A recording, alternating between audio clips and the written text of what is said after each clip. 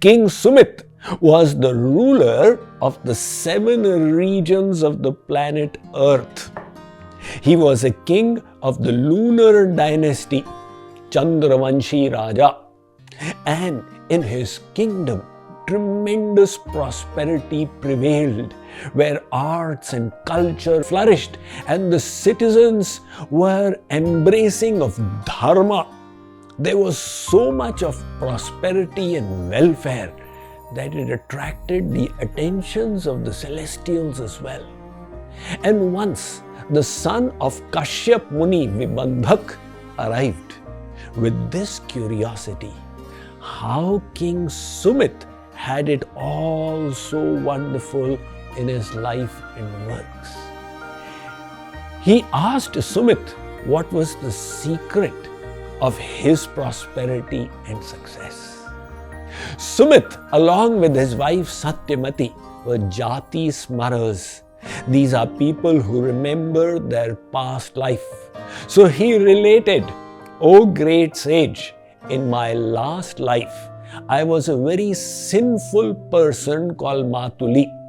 In my youth itself, I stole from men. I did not even spare women and children. In fact, I even looted the offerings made to the deities in the temple. I also had vices. Finally, my parents gave up on me and threw me out of my house. I then started wandering in the forest and arrived at a deserted temple. I cleared up its floor, cleaned up the altar, started tending to the garden lot of the temple, and the years passed by. I would every month do a Dhwajarohan Vrat, where I would hoist a flag on the Shikhar and take care of the deities in my broken understanding. Until one day a young lady also arrived. Her clothes were tattered and she was in a disheveled state.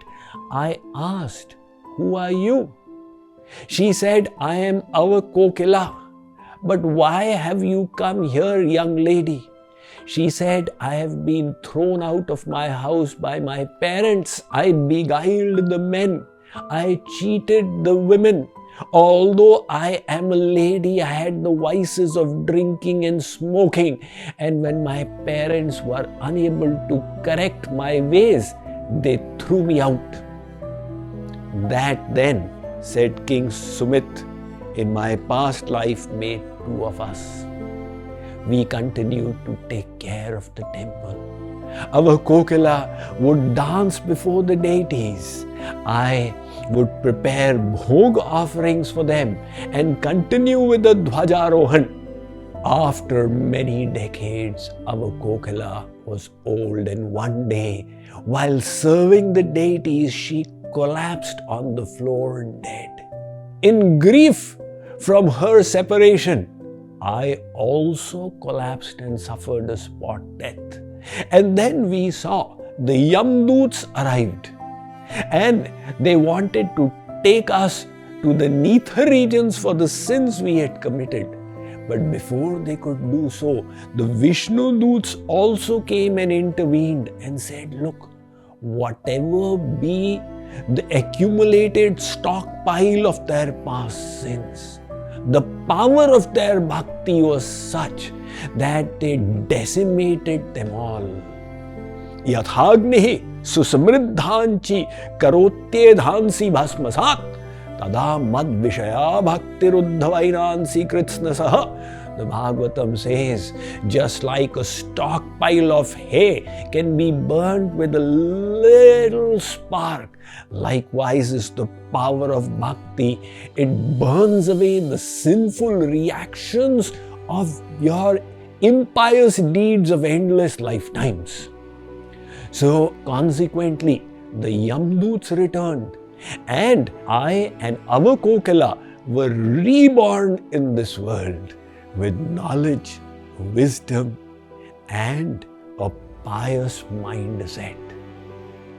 So Vibandhak Muni blessed them understanding how they had transformed their life by their devotion. This option is available to all of us. We are where we are in this journey of endless lives as a consequence of what we did in the past. So the karmas of endless lifetimes are accounted for by God. They are called Sanchit karmas. When He sends us down again, He takes a portion of that and says, my child, these consequences of your own actions you will have to bear in this life. They become our Prarabdh for life. However, apart from that Prarabdh or destiny that we are born with, we have the ability to do karmas by our free will. This is called Kriyaman. Kriyaman is not determined by God. It is in our own hands. What we get in life is a combination of both Prarabdh and Kriyaman. So, way to achieve eternal welfare is to latch on to the Kriyaman karmas. What is in our hands and to make the best out of it. So, we have understood the importance of self-effort to attract the divine grace of God.